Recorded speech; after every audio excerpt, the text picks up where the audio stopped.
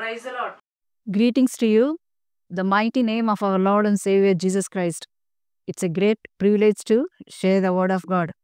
ప్రభు అయిన యేసుక్రీస్తు నామమున మీ అందరికీ శుభములు తెలియజేస్తున్నాను. ఇవాళ wedding days and birthday celebrate చేసుకునే వారందరికీ కూడా I wish you many more happy returns of the day. ప్రత్యేకంగా ఈరోజు ప్రపంచం అంతటా కూడా వ్యాలంటైన్స్ డేని సెలబ్రేట్ చేసుకుంటున్నారు. ఈరోజు ప్రత్యేకమైనటువంటి దేవుని ప్రేమను గురించి మనము కొద్ది మాటలు తెలుసుకుందాం. Now we will read Bible from English. The book of Jeremiah, chapter 31, verse 3. The Lord has appeared of old to me, saying, Yes, I have loved you with an everlasting love. Therefore, with loving kindness I have drawn you. Amen. ఆమేన్. ఇర్మియా రాసినటువంటి గ్రంథము 31వ అధ్యాయము 3వ వచనము చదువుతున్నాను. అందరూ ఆలకిస్తాం. శాశ్వతమైన ప్రేమతో నేను నిన్ను ప్రేమించుచున్నాను గనుక విడువక నీ ఎడల కృప చూపుచున్నాను. Praise the Lord. ప్రార్థించుకుందాం. సర్వశక్తి కృపా కనికరగల మా ప్రియ పరలోకపు తండ్రి, నీ యొక్క ప్రేమను గురించి నాయనా ఇప్పుడు మేము ధ్యానించుకొనిచుటగా ప్రభా తండ్రి, మీరు మాకు నాయనా తండ్రి తెరవబడిన ఆకాశాన్ని విప్పి పట్టాలంతా నాయన దీవెనలు కురిపించమని అడుగుచున్నాం. నాయన నీ యొక్క ప్రేమను నాయనా మీ యొక్క జ్ఞానంతో మేము అర్థం చేసుకోవడానికి నీ యొక్క సహాయాన్ని మీరు మాకు దయచేయమని యేసయ్య అత్యున్నతమైన నామమున అడుగుచు ప్రార్థించి వేడుకొంచుంటున్నాం తండ్రి. ఆమేన్. ఇక్కడ మనము చూసుకున్నట్లయితే ప్రభువు తన యొక్క ప్రేమను ప్రియ సంఘానికి తెలియజేస్తున్నాడు. శాశ్వతమైన ప్రేమతో నేను నిన్ను ప్రేమించుచున్నానని చెప్తున్నాడు. ఈరోజు మనము చూసుకున్నట్లయితే ప్రపంచం అంతటా కూడా వ్యాలంటైన్స్ డేని సెలబ్రేట్ చేసుకుంటున్నారు. మంచిదే. అయితే నా ఎక్స్పీరియన్స్ని బట్టి ప్రపంచంలో అన్నిటికంటే నమ్మకమైన ప్రేమ తల్లి ప్రేమ. ఆ తల్లి ప్రేమకు మించినటువంటి ప్రేమ యేసు ప్రభు ప్రేమ.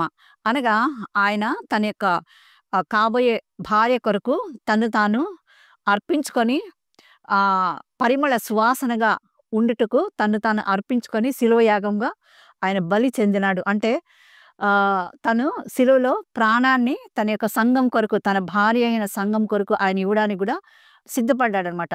ఆ యొక్క ప్రేమను ఇప్పుడు మనము ధ్యానించుకుందాం.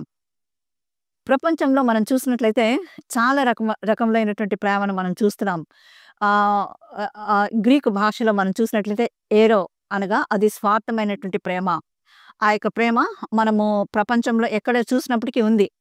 అంటే ఒకరికి మించి ఒకరు ఎదగాలన్నటువంటి కోరిక.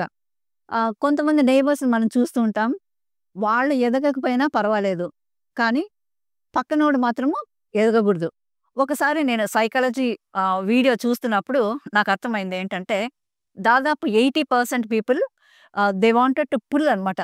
పక్కనున్న వాడిని పైకి ఎదగనివ్వకుండా కిందికి లాగడానికి ప్రయత్నిస్తూ ఉంటారు.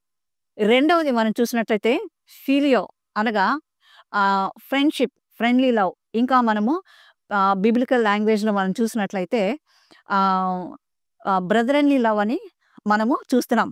అందుకని కీర్తనలో మనం చూసినట్లయితే సహోదరుల ఐక్యత కలిగి నివసించడం ఎంత మేలు, ఎంత మనోహరము అని మనం చూస్తున్నాం. కనుక ఈ యొక్క సంఘంలో మనం చూసినట్లయితే మనము సంఘ ప్రార్థనలకు అటెండ్ అవుతూ ఉంటాం. సంఘ కార్యక్రమాలకి మనము అటెండ్ అవుతూ ఉంటాం. అనగా ఒకరి కష్ట సుఖాలు ఒకరికి తెలియజేసుకొని ఒకరి గురించి ఒకరు మనము ప్రార్థించుకుంటూ ఉంటాం అన్నమాట. కనుక మీరు ఒకరినొకరు కీర్తనలతోనూ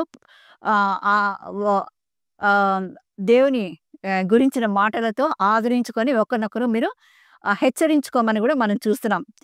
ఇంకా మనము మూడవది చూసినట్లయితే అగాపే ప్రేమ అనగా ఇది డివైన్ లవ్, దేవుని యొక్క ప్రేమ, నిస్వార్థమైన ప్రేమ.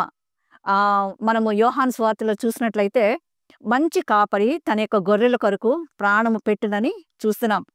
ఆ యొక్క మంచి కాపరి అయినటువంటి యేసు తన సంఘం కొరకు తన్ను తాను బలిగాను అర్పణగాను చేసుకొని ఆయన మనందరి పాపముల నిమిత్తము శిలువలో బలి అయినటువంటి విషయము మనందరికీ తెలిసినదే.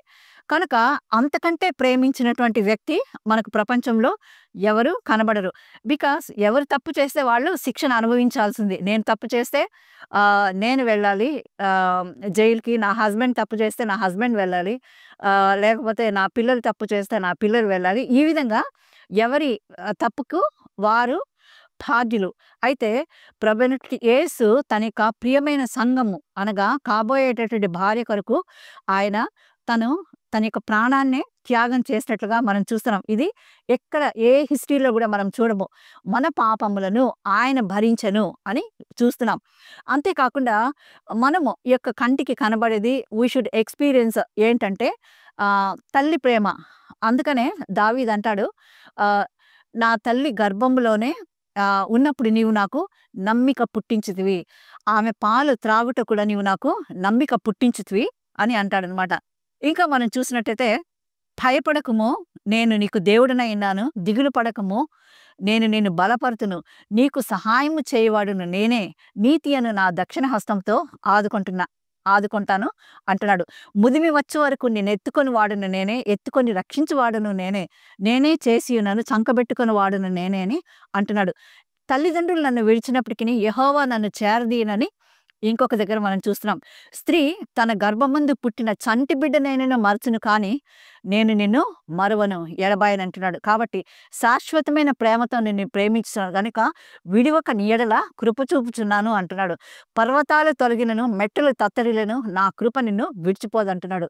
ఆయన ప్రామిస్ చేసిన దేవుడు నమ్మదగిన వాడు కనుక ఈరోజు నా జీవితంలో యేసుక్రీస్తుని మనం రక్షకుడిగా చేసినట్టయితే ప్రతి క్షణము we can feel his love అనమాట. ఎందుకంటే ఈ యొక్క లోక ప్రేమలన్నీ కూడా అశాశ్వతము. అది నమ్మకమైనవి కాదు. ఈ రోజు ఉన్నట్టు మనుషులు రేపు ఉండరు. చాలా పెళ్ళిళ్ళు మేము కూడా చేస్తున్నాం. అయితే ఆ యొక్క పెళ్లి ప్రమాణాలు లాస్ట్ వరకు నిలబడటం లేదు. దేవుని ప్రేమ ఒక్కటే అది చిరస్థాయిగా నిలబడుతుంది. కనుక ఆయన నమ్మదగిన వాడు. ఈ యొక్క లోక ప్రేమలన్నిటికంటే కూడా డివైన్ లవ్ ఎంతో గొప్పది. అది ఎక్స్‌పీరియన్స్ చేసిన వారి అది అనుభవిస్తూ శాశ్వత కాలం నుంచి శాశ్వత కాలం వరకు దేవుని కృపలో మనము బంధింపబడి ఆయన కృపలో జీవిస్తూ ఆయన కృపలో సంతోషిస్తూ వీ కెన్ ఫీల్ సెక్యూర్. కాబట్టి అటువంటి మంచి దేవుని ప్రేమలో మనం ముందుకు సాగాలని పరిశుద్ధాత్మ దేవుడు ఈరోజు నన్ను కోరుచున్నాడు. God bless we all. Thank you.